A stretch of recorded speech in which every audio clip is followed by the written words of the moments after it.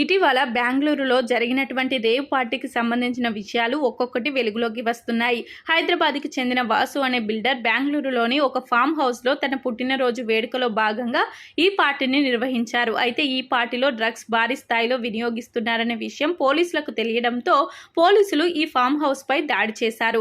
అయితే ఇందులో భాగంగా 100 మంది పాల్గొన్నట్లు పోలీసులు వెల్లడించారు. ఇక ఈ పార్టీలో పలువురు టాలీవుడ్ సెలబ్రిటీలతో పాటు బుల్లితెర సెలబ్రిటీలు కూడా ఉన్నారని పోలీసులు వెల్లడించారు.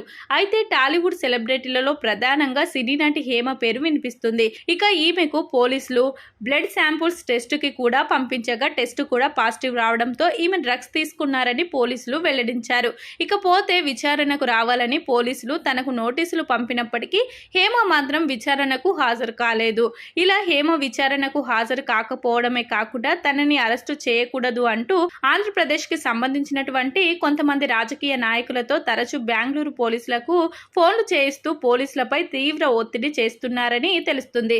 ఇక రాజకీయ నాయకుల చేత పోలీసులకు ఫోన్లు చేయిస్తూ తన అరెస్టును అడ్డుకోవాలని ప్రయత్నాలు జరుగుతున్నట్లు కన్నడ మీడియాలో వార్తలు కూడా కోడై కూస్తున్నాయి.